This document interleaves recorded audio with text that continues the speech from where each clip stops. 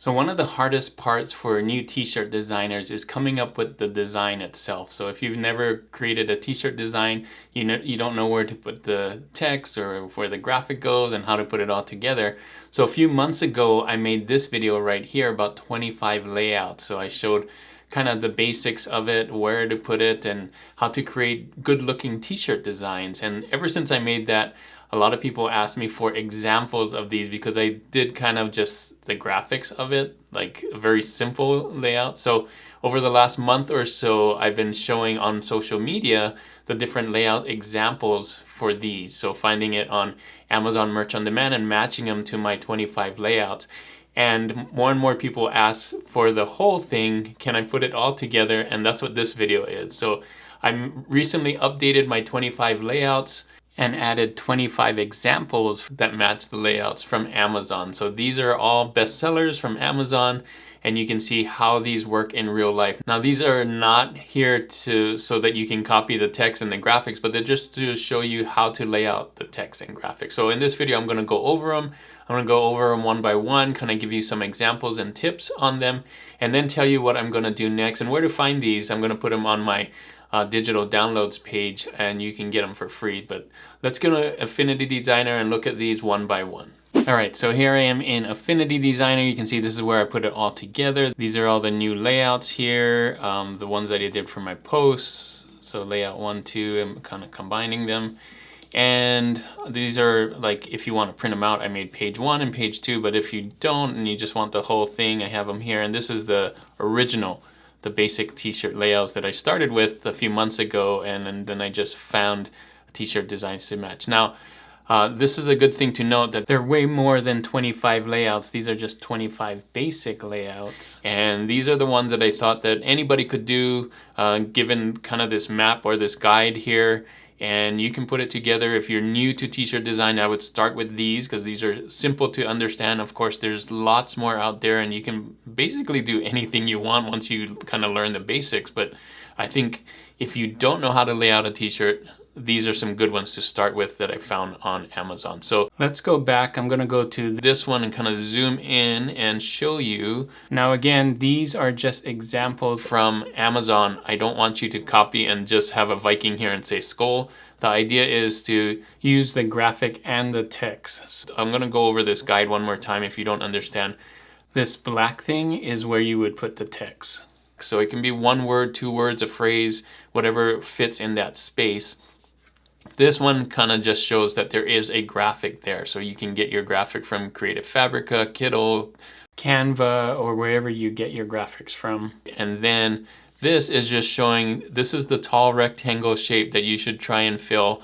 Not all of them will be filling that whole shape, so you can see how that works. But the 4500 by 5400, this is kind of the shape you want. All right, so layout 1, it's probably the most simple layout you can do, is a graphic on the top and word on the bottom. So you can see here, graphic on the top, word on the bottom. You're gonna use your own graphic and your own words. But this one, because the graphic is so big and there's very little words, the graphic is gonna have to be something that stands out. It's gonna have to be something that people wanna look instantly and say, hey, this is really cool. And that's what this is, right? Look how cool that graphic is. And I don't know what skull is, but I'm sure that it matches the graphic. So really cool there. It can be a cool font. It doesn't have to be this reverse font. It can just be a regular font, but in this case, they did that kind of matching the colors and everything.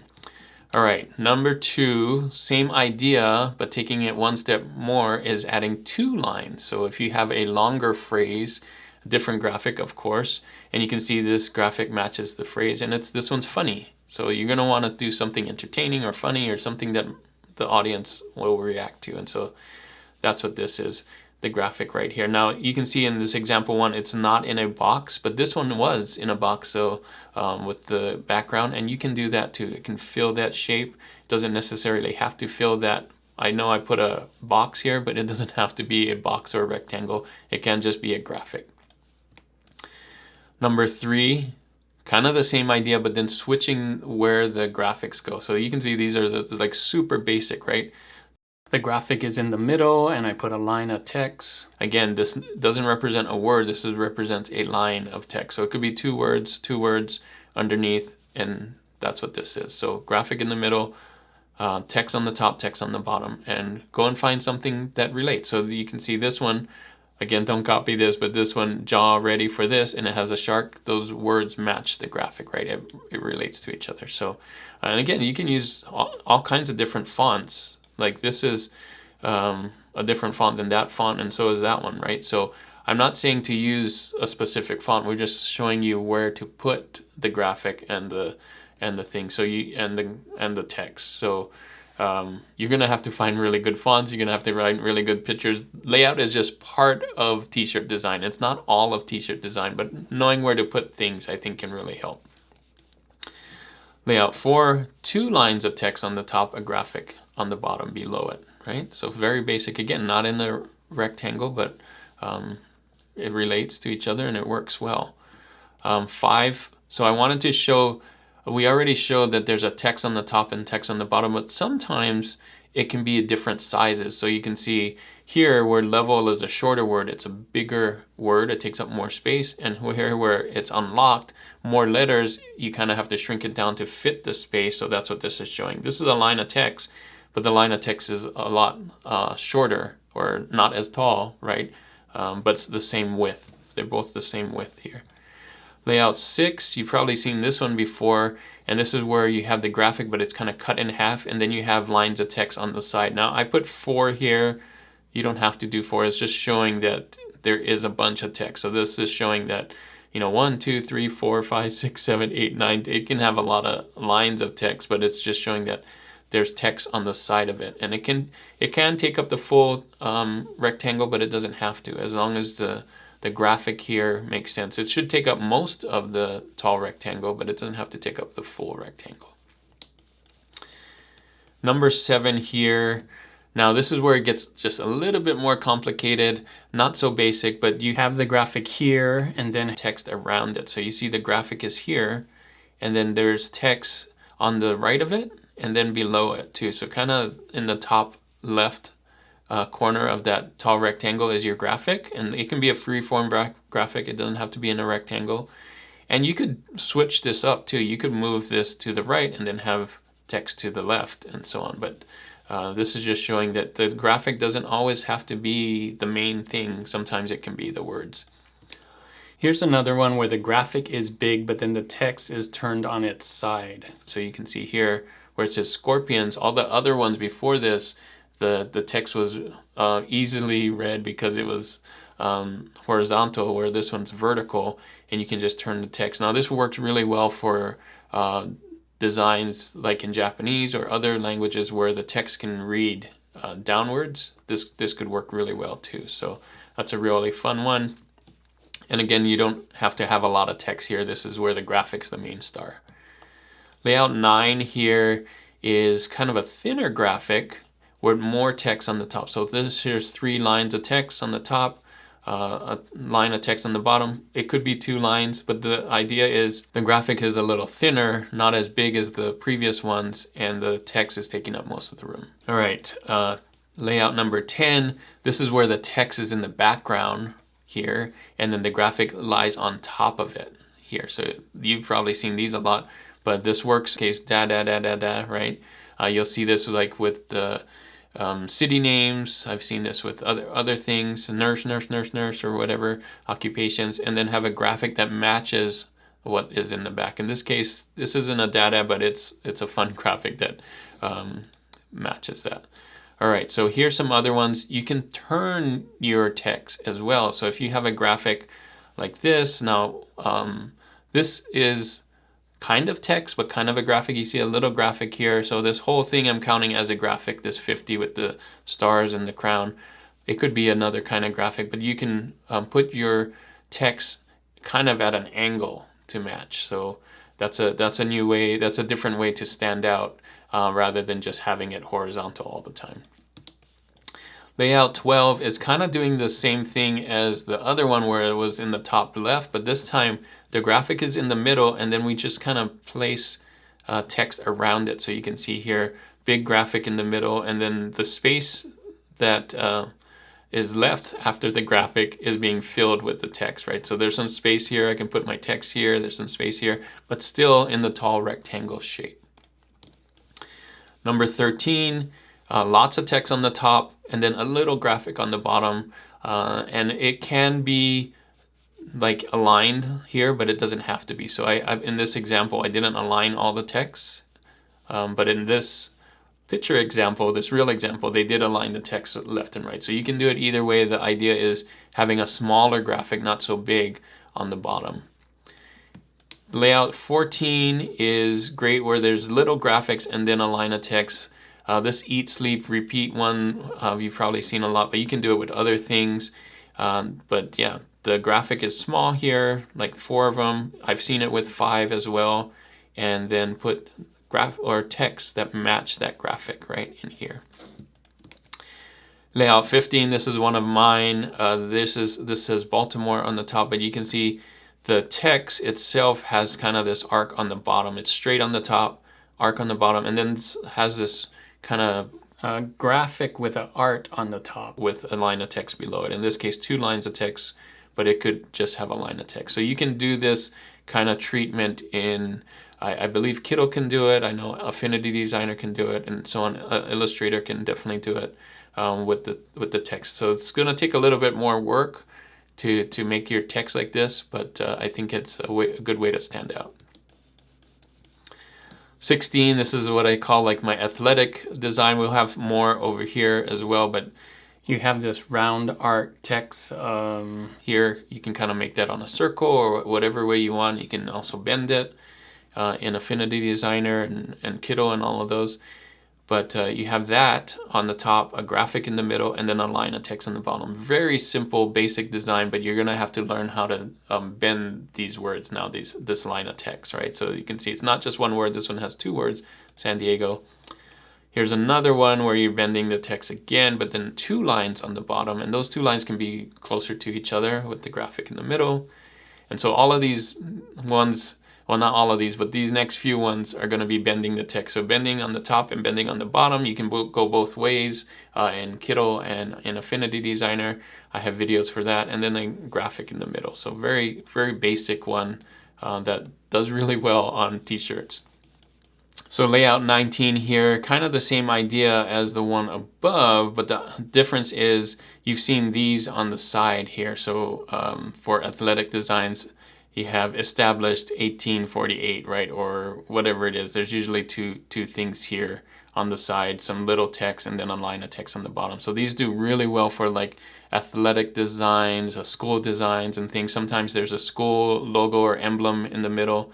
And this one, the text on here, you notice the ends are straight. They're not bent like this. So that's another way that you can do that.